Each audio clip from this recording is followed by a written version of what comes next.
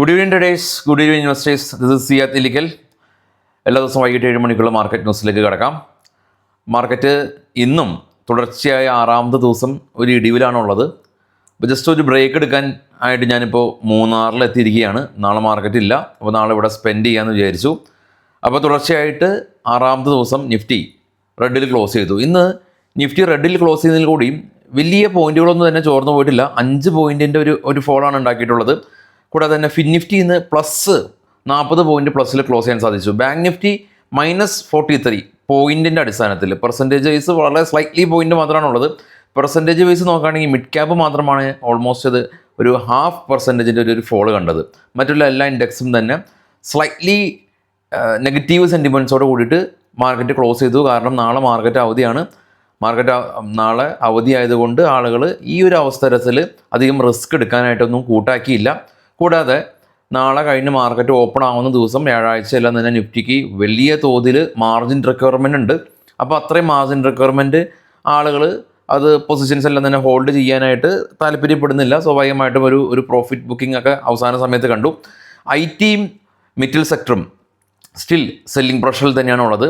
Indian oil corporation, central bank തുടങ്ങിയ companies, government എല്ലാം തന്നെ കുറച്ച് PSU കമ്പനീസിൻ്റെ സ്റ്റേക്ക് സെല്ല് ചെയ്തേക്കാമെന്നുള്ള ഒരു ന്യൂസ് കാരണം ഇത്തരം കമ്പനീസിൽ സ്ലൈറ്റ്ലി പോസിറ്റീവ് സെൻറ്റിമെൻറ്റ്സ് ഉണ്ടായി.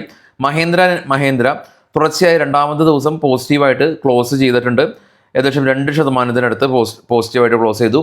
ടെലകോം ജെയിൻറ്റ് കമ്പനിയായിട്ടുള്ള എയർടെൽ, അവർ എറിക്സൺ എന്ന് പറയുന്ന ആദ്യകാലത്തെല്ലാം തന്നെ മൊബൈലെല്ലാം തന്നെ ഇൻട്രൊഡ്യൂസ് ചെയ്ത മൊബൈൽ ഫോൺസ് എല്ലാം തന്നെ ഇൻട്രൊഡ്യൂസ് ചെയ്ത കമ്പനിയാണ് എറിക്സൺ. അപ്പോൾ അവരായിട്ട് ഒരു 5G കോർ ടെക് ബിസിനസ് എല്ലാം തന്നെ ഇവർ കൊളാബ് ചെയ്തിട്ടുണ്ട് എന്നുള്ള ന്യൂസ് കൊണ്ട് എയർടെൽ നേട്ടം കൈവരിച്ചു. മാരുതിയും അവരുടെ ഹരിയാന യൂണിറ്റിലെ കൊമേഴ്ഷ്യൽ പ്രൊഡക്ഷൻ ആരംഭിക്കാനായിട്ട് കമ്പനി തീരുമാനിച്ചു എന്നുള്ള ന്യൂസ് ഉണ്ട്. ടാറ്റ ഇൻവെസ്റ്റ്മെൻറ്റ് ഗ്രൂപ്പ് ഏകദേശം 7% പോസിറ്റീവിൽ ക്ലോസ് ചെയ്തു. ടാറ്റ ക്യാപിറ്റലിലെല്ലാം തന്നെ IPO പ്ലാൻ എല്ലാം തന്നെ വരുന്നുണ്ട്. ഇനി അതുൽ തുടങ്ങി 16ഓളം കമ്പനീസ് FNOയിൽ നിന്ന് പിൻവാങ്ങുകയാണ് എന്നുള്ള ന്യൂസ് ഉണ്ട്. Abbott India, Atul, Bata India, Canfins Homes, Coromandel International, City Union Bank, GNFC, India Mart, IPCL lab, Metropolis Health Care, doctor Lalpath lab, Naveen Fluorine, PVR, Sun TV, United Beverages, Gujarat Gas തുടങ്ങിയ കമ്പനീസിലെല്ലാം തന്നെ 16ഓളം കമ്പനീസ് FNOയിൽ നിന്ന് FNO എലിജിബിൾ അല്ല എന്നുള്ള ഒരു ന്യൂസ് വരുന്നുണ്ട്. Various energy എല്ലാം തന്നെ 410 മെഗാവാട്ടിൻ്റെ ഒരു ഓർഡർ, സോളാർ മൊഡ്യൂൾ സപ്ലൈ ചെയ്യുന്ന ഒരു ഓർഡർ ലഭിച്ചതുകൊണ്ട് വാരിയസ് എനർജി 1.5% നേട്ടം കൈവരിച്ചു. റിലയൻസ് ഗ്രൂപ്പ് പറയുന്നത് മധ്യപ്രദേശിൽ ഇന്നലെ PM മോഡി പുതിയ പ്രൊജക്റ്റെല്ലാം തന്നെ ഇനാഗ്രേറ്റ് ചെയ്തു. അപ്പോൾ ഓൾറെഡി തന്നെ റിലയൻസ് ഗ്രൂപ്പ് 60,000 കോടി രൂപയുടെ ഇൻവെസ്റ്റ്മെൻറ്റ് നടത്തുമെന്ന് പറഞ്ഞിരുന്നു. അപ്പോൾ വീണ്ടും എക്സ്റ്റെൻഡ് ചെയ്തു.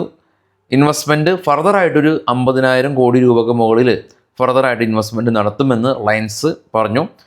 കോഫോർജിൻ്റെ എല്ലാം തന്നെ സ്റ്റോക്ക് സ്പ്ലിറ്റ് വരുന്നുണ്ട്. ഗ്ലോബലി നോക്കുമ്പോൾ നമ്മളെ മാർക്കറ്റിൽ മാത്രമാണ് വലിയ സീവിയർ സെല്ലിംഗ് പ്രഷർ ഉള്ളത്. ഇപ്പോൾ ട്രേഡ് ചെയ്യുന്ന യൂറോപ്യൻ മാർക്കറ്റിലൊന്നും തന്നെ അങ്ങനെ സീവിയർ സെല്ലിംഗ് പ്രഷർ ഇല്ല, മറിച്ച് പോസിറ്റീവാണ് ഉള്ളത്. ഏറ്റവും താഴെ കാണാം ഡാക്സ് ജർമ്മൻ മാർക്കറ്റ് പോസിറ്റീവാണ്, CSE ഫ്രാൻസ് മാർക്കറ്റ് പോസിറ്റീവാണ്, FTSE UK മാർക്കറ്റ് പോസിറ്റീവാണ്.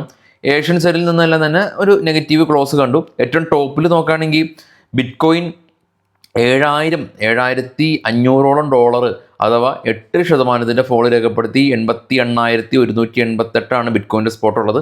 ബിറ്റ്കോയിൻ്റെ വാല്യൂ മാറും, 24 മണിക്കൂർ ട്രേഡ് ചെയ്യുന്നുണ്ടല്ലോ. ഗോൾഡും ഇന്നൊരു $11 ഇടിവ് രേഖപ്പെടുത്തി $2,940 പെർ ഔൺസ് എന്ന നിലയിലാണുള്ളത്. അപ്പോൾ ഗോൾഡ് ഓൾമോസ്റ്റ് $3,000 പെർ ഔൺസ് എന്ന നിലയിൽ ഇൻ്റർനാഷണൽ മാർക്കറ്റിൽ ടച്ച് ചെയ്യാനായിട്ട് പോവുകയാണ്. അപ്പോൾ ഇതാണ് മാർക്കറ്റിൻ്റെ ഇന്നത്തെ അവസ്ഥ. പ്രത്യേകിച്ച് ഒരു നേട്ടമൊന്നും മാർക്കറ്റിൽ ഇന്ന് കണ്ടില്ല.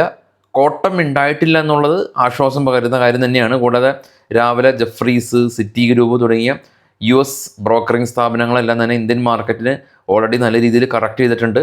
അപ്പോൾ അതുകൊണ്ട് തന്നെ ഒരു അപ്ഗ്രേഡ് എന്നുള്ള നിലയിലേക്കൊക്കെ ഈ റേറ്റിംഗ് ഏജൻസി മാറ്റിയിട്ടുണ്ട് എന്നുള്ള ന്യൂസാണ് ഉള്ളത്. എനിവേ നാളെ പരമാവധി ഒരു ട്രേഡിംഗ് സൈക്കോളജി വീഡിയോ ആയിട്ട് എത്താൻ ശ്രമിക്കാം. അപ്പോൾ എല്ലാവർക്കും ശുഭരാത്രി. Thank you.